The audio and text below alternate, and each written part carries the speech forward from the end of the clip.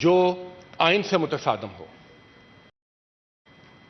और मैं इस मौके पर तमाम स्टेक होल्डर्स को, चीफ जस्टिस ऑफ पाकिस्तान, उनके फैसले को सराहता हूं कि इन हालात में न सिर्फ एक अच्छा फैसला आया बल्कि उस पर अमल दरामद को भी यकीनी बनाया गया।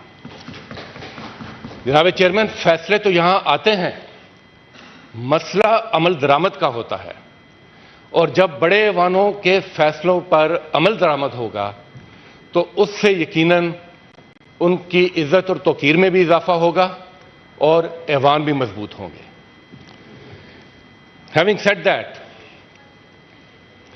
इलेक्शन तो सिर्फ आज नहीं होने, यह मुल्क इंशाअल्लाह हमेशा कायम व दायम रहेगा और यहां जमहूरियत का सफर चलता रहेगा और आइंदा भी इलेक्शन होते रहेंगे। मगर ये जो बहस शुरू हुई है कि इलेक्शन की तारीख कौन देगा, इसका भी एक हतमी फैसला या हतमी हल वो जरूरी है। और ये प्रॉब्लम उसी वक्त पैदा होते हैं कि जब ऐसी कानून साजी की कोशिश की जाती है जो आइन से मुतसादम हो। आइन कहता है 90 दिन के अंदर इलेक्शन, आइन कहता है कि सदर पाकिस्तान डेट देंगे अगर असेंबली डिसॉल्व करेंगे, और कानून कहता है कि इलेक्शन कमीशन डेट देगा। तो जब भी मुबहम कानून साजी होती है तो उससे ये इस किस्म के सवालात और पेचीदगियां जन्म लेती हैं।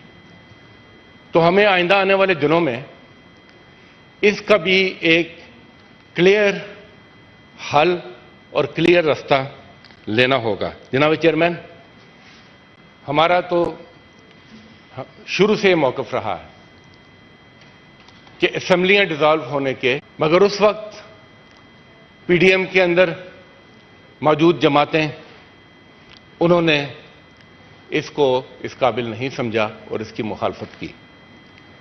यहां तक कि जब फंड्स देने की बारी आई इलेक्शन के लिए तो उस वक्त भी ऐवान के थ्रू उन फंड्स को रोका गया। मगर मुझे खुशी है कि अब इसी के 90 दिन के अंदर इलेक्शन होने चाहिए। मैं समझता हूं देर आयज बायद। जब पीडीएम का जिक्र किया तो चेयरमैन साहब, हमें नहीं भूलना चाहिए कि पाकिस्तान की तारीख में अनोखी हुकूमत थी। एक ऐसी हुकूमत जिसमें 11 जमातें शराकतदार थीं, मगर वो 11 की 11 जमातें इक्तदार के मजे भी लेती रहीं, मगर अपनी नाकिस कर आया है। जनाब चेयरमैन, मगर अब इलेक्शन का वक्त आ गया है। अब बॉल जमहूर के कोर्ट में है। जमहूरी मुआशरे यहां भूख और अफलास के हाथों मजबूर जिन्होंने अपने बच्चों को मौत की नींद सुलाया, वो सवाल उठाएंगे। वो मजदूर, वो बेकस मजदूर जिसके हमने हाथों पर सिर्फ छाले छोड़े हैं, आंखों में नमी छोड़ी है, वो पूछेगा उस दहाइयों से मुसल्लत अशराफिया से कि आपने मुल्क का यह हाल क्यों किया। जनाब चेयरमैन, मगर उसके साथ साथ ये उम्मीद सहर भी है। हमारी उम्मीदों का मरकज आज पाकिस्तानी कौम का नौजवान है।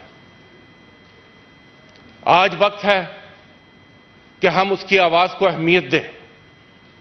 वो जो कि जज्बों से सरशार है और शऊर से मालामाल है।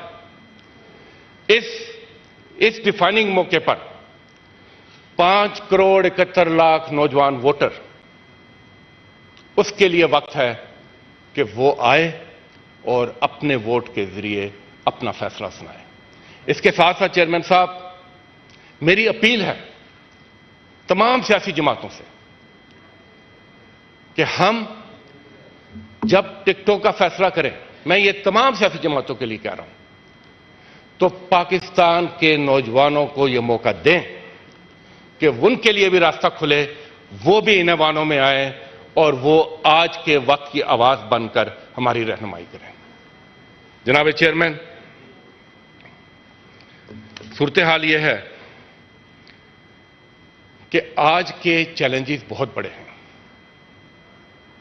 असर हाजिर के चैलेंजेस, इनका मुकाबला हम माजी की फरसूदा सियासी तरीकों से नहीं कर सकते। हम पुरानी गलतियां रिपीट कर करके नए और मुस्बत नताइज हासिल नहीं कर सकते।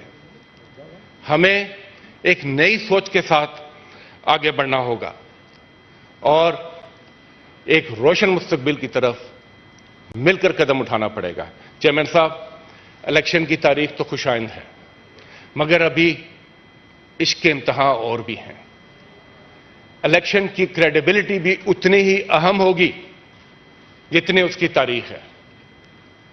एक ऐसा इलेक्शन जिसकी शफाफियत पर कोई सवाल ना उठा सके, एक ऐसा इलेक्शन जिसमें सबके लिए यकसा मौके हों, एक ऐसा इलेक्शन जिसमें अवाम की आवाज उनके नुमाइंदों की सूरत में नए अवानों तक पहुंचे।